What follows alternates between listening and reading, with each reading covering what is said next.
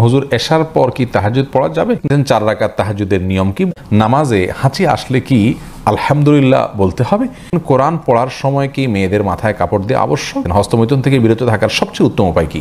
স্বামী পরকীয়া লিপ্ত হয়ে দূরে সরে আছে, তাকে কাছে ফিরিয়ে আনার কোনো আমল আছে কিনা? কেউ যদি একই গুনাহ জেনে বুঝে বারবার করেন, আল্লাহ বারবার মাফ করবেন? মেয়েদের কি চুল কাটার অনুমোদন আছে? থাকলে কতটুকু কাটতে পারবেন? আজানের সময় মাথায় কাপড় দেওয়া কি আবশ্যক? কিন্তু আদর্শ স্বামীর দায়িত্ব কি কি? ওযু করার সময় আজানের জবাব দেওয়া যাবে কি? নামাজের মধ্যে খারাপ ধারণা মনে আসলে কি করতে হবে? ওযু করার সময় কেউ সালাম দিলে কি জবাব দেওয়া যাবে? আয়াতুল কুরসি পড়ে হাতের মধ্যে জোরে জোরে 3টা তালি দিলে তালির আওয়াজ যত দূর যাবে ততদূর চোর ডাকাত বা শয়তান আসতে পারবে না। এটা কতখানি সত্যি?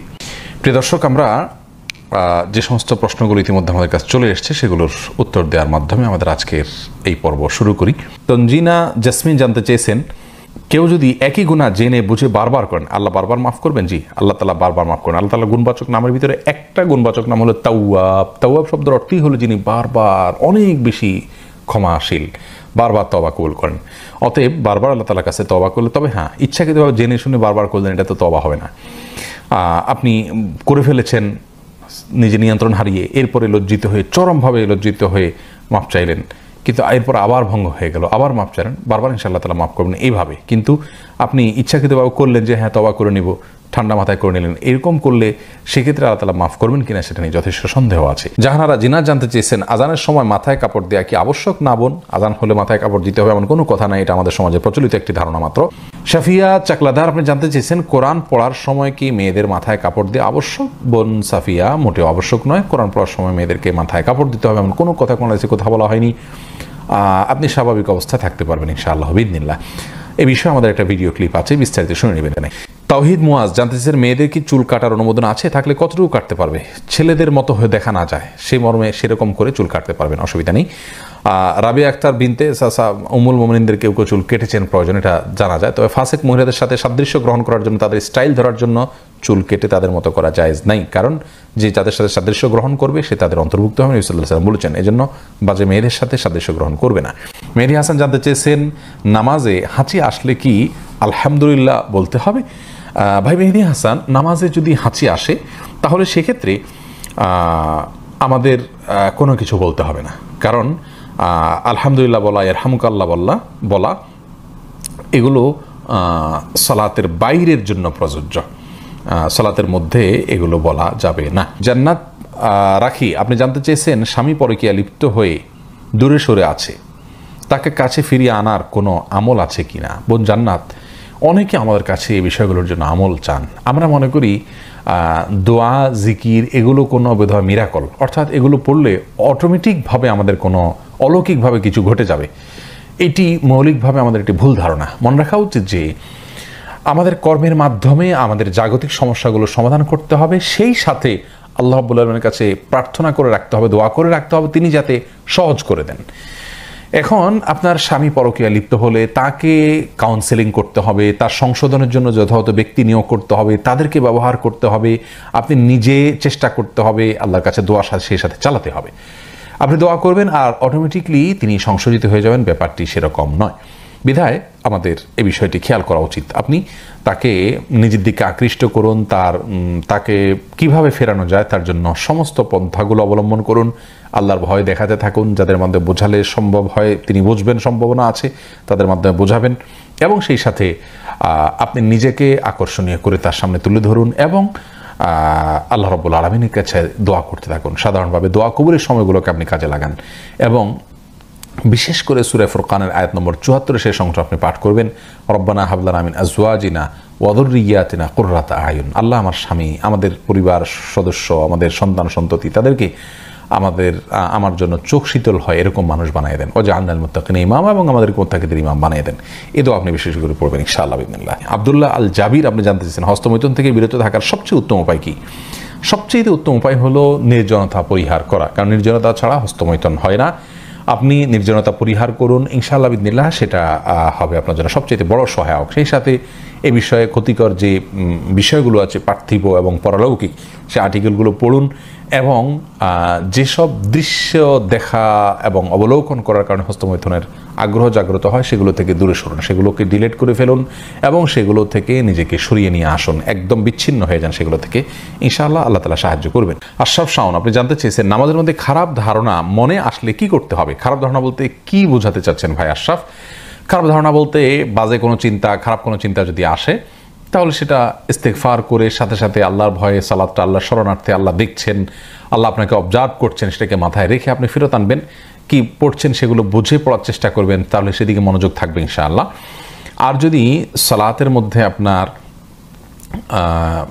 বাজে চিন্তা, খারাপ চিন্তা বলতে, খারাপ ধারণা বলতে আপনার আল্লাহ সম্পর্কে বা অন্য কিছু সম্পর্কে আসে, তাহলে তো যে পরামর্শ একটু আগে আমরা দিলাম সেটার উপরে আমল করতে হবে। রেজাউল আহমেদ শুভ, আপনি জানতে চেয়েছেন একজন আদর্শ স্বামীর দায়িত্ব কি কি? একজন আদর্শ স্বামীর দায়িত্ব হলো তার স্ত্রীর শারীরিক চাহিদা পূরণ করা, তার স্ত্রীর আর্থিক চাহিদা অর্থাৎ ভরণ পোষণ এগুলোর ব্যবস্থা করা, তার সাথে সুন্দর আচরণ করা। আল্লাহ বলেছেন ওয়া আশিরুহুন্না বিল মারুফ, তোমরা স্ত্রীদের সঙ্গে যথাযথভাবে বসবাস করবে, সামাজিক যে তাদের মর্যাদা আছে সেটাকে লক্ষ্য করে বসবাস করবে, গালমন্দ করবে না, অযথা তাকে কষ্ট দিবে না এবং অযথা প্রহার করবে না এবং তার প্রতি অসম্মান অশ্রদ্ধা হয় এরকম কোনো কিছু করবে না, যথাসম্ভব তার কাজে হেল্প করবে। রাসূল করিম সাল্লাল্লাহু আলাইহি সাল্লাম স্ত্রীর কাজে হেল্প করতেন, মন খারাপ হলে তাকে সময় দেওয়া, এগুলো সবগুলো আদর্শ স্বামীর দায়িত্ব। সেই সাথে আদর্শ স্বামী তার স্ত্রীকে আখিরাতের পথে পরিচালিত করবেন, জান্নাতের পথে যেতে সহায়তা করবেন, কোরআন হাদিস শেখার জন্য সহায়তা করবেন। বিশেষ করে তারা বাইরে যেতে পারেন না, সব জায়গায় যেতে পারেন না, শিখতে পারেন না, সেক্ষেত্রে তাদের ইসলামিক নলেজ অর্জনের জন্য পথগুলো উন্মোচন করে দিবেন, বাহির থেকে ভালো কিছু জানলে তাদেরকে শেয়ার করবেন। সুন্দরভাবে তাদের সাথে বসবাস করা, তাদেরকে স্যাটিসফাইড করা, এটা আদর্শ স্বামীর গুণ। একটা পর্যায়ে গিয়ে সেই স্ত্রী যখন বলবেন যে হ্যাঁ আমার স্বামী একজন ভালো মানুষ সার্বিকভাবে, তখন তিনি আল্লাহর কাছেও ভালো হিসাবে বিবেচিত হবেন। অতএব তার কাছ থেকে সার্টিফিকেট যেহেতু নিতে হবে বিধায় তাকে সন্তুষ্ট করার বৈধ সমস্ত উপায়গুলো আমাদের অবলম্বন করতে হবে, সেক্ষেত্রে আদর্শ স্বামী হওয়া যাবে। রায়হান হাসান জানতে চেয়েছেন অজু করার সময় কেউ সালাম দিলে কি জবাব দেওয়া যাবে? উত্তর হলো যাবে, কোনো অসুবিধা নেই। অজুর মধ্যে অজুর ফাঁক দিয়ে আপনি কারোর সালামের জবাব দিতে পারেন, তবে পানির ট্যাপ ইত্যাদি বন্ধ করে নেবেন যাতে করে পানি অপচয় না হয়, আর গল্প স্বল্প করা যাবে না। সাইফুল ইসলাম, আপনি জানতে চেয়েছেন অজু করার সময় আজানের জবাব দেওয়া যাবে কি? অজু করার সময় আজানের জবাব দেওয়া যাবে যদি আপনি অজুর ফাঁকে ফাঁকে দিয়ে ফেলতে পারেন, কোনো অসুবিধা না থাকে, পানি অপচয় না হয়, ফাঁকে ফাঁকে দিয়ে ফেলতে পারেন। অজুর সময় তো বিশেষ কোনো দোয়া নাই, অতএব মুখে আপনি সে আমলটা করতেই পারেন। অজুর হাত ধোয়ার সময় এক দোয়া, মুখ ধোয়ার সময় এক দোয়া, পাও ধোয়ার সময়, মাথা মাসা করার সময় এক দোয়া, এরকম বিভিন্ন দোয়ার কথা আমরা জানি, সেগুলো বিশুদ্ধ হাদিস দ্বারাই প্রমাণিত নয়, যার কারণে অজুর ফাঁকে ফাঁকে আপনি আজানের জবাব দিতে পারবেন। দেলোয়ার হোসেন জানতে চেয়েছেন যে রুমে কোরআন শরীফ থাকে সে রুমে টিভি চালানো যাবে কি না? দেখুন, যেই রুমে কোরআনে কারীম থাকে সে রুমে টিভি চালানো, টিভিতে যদি হারাম কিছু প্রদর্শিত হয় সে রুমে চালানো গুনাহ, কোরআন না থাকলে সে রুমে চালানো গুনাহ হবে। অর্থাৎ হারাম জিনিস যদি প্রদর্শিত হয় সেটা সব জায়গাতেই দেখা গুনাহের হবে। তবে কোরআনে কারীম যদি থাকে তাহলে এটা কোরআনের প্রতি একটা অসম্মান হয়, যে কোরআনের সামনেই কোরআনের নির্দেশের লঙ্ঘন, সেটা সন্দেহভাবে এক্সট্রা একটা অবমাননা হয়, কোরআনের একটা অসম্মান হয়, সেটা আমাদের না করা উচিত এবং কোরআনের সম্মানার্থে অন্তত হারাম থেকে বেঁচে থাকার চেষ্টা করা উচিত। যদি করেন কেউ তাহলে কোরআনের অসম্মান হবে এবং গুনাহ হবে। জান্নাতুল ফিরদাউস, আপনি জানতে চেয়েছেন আয়াতুল কুরসি পড়ে হাতের মধ্যে জোরে জোরে 3টা তালি দিলে তালির আওয়াজ যত দূর যাবে ততদূর চোর ডাকাত বা শয়তান আসতে পারবে না, এটা কতখানি সত্যি? বোন জান্নাতুল ফিরদাউস, আয়াতুল কুরসি সম্পর্কে রাসূল করিম সাল্লাল্লাহু আলাইহি সাল্লাম থেকে একাধিক হাদিস বর্ণিত রয়েছে এর ফজিলত এবং মর্যাদা প্রসঙ্গে। তার একটি মর্যাদার বিষয় এও যে যেই বাসায়, যে ভবনে বা যে বাড়িতে বা যে জায়গায় বসে আয়াতুল কুরসি রাতের বেলায় তেলাওয়াত করা হয় সেখানে আল্লাহ রাব্বুল আলামিন চুরি দাড়ি এগুলো থেকে তাদেরকে হেফাজতে রাখেন। অতএব আয়াতুল কুরসির এটি একটি ফজিলত বিশুদ্ধভাবে প্রমাণিত যে সেখানে আয়াতুল কুরসি পাঠ করলে আর চুরি হবে না ওই রাতে।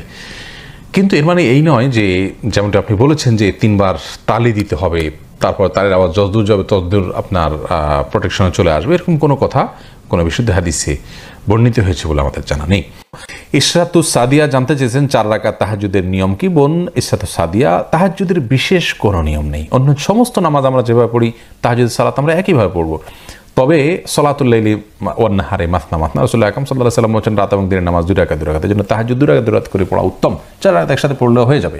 2 রাকাত পড়ে সালাম ফিরে আবার 2 রাকাত পড়বেন। যে কোনো সূরা পড়তে পারেন, তাহাজ্জুদের জন্য নির্দিষ্ট কোনো সূরা না যে এই সূরা পড়তে হবে, এতবার পড়তে হবে, এরকম কোনো কথা নেই। তবে যত দীর্ঘ সূরা পড়তে পারেন, যত আস্তে আস্তে পড়তে পারেন, রুকুতে যত সময় দিতে পারেন, সিজদায় যত সময় দিতে পারেন, রুকু থেকে উঠে দাঁড়িয়ে যত সময় দিতে পারেন, 2 সিজদার মাঝখানে যত সময় দিতে পারেন, ততই কল্যাণ নিহিত আছে। শারমিন হোসেন জানতে চেয়েছেন, হুজুর এশার পর কি তাহাজ্জুদ পড়া যাবে? উত্তর হলো হ্যাঁ, যাবে।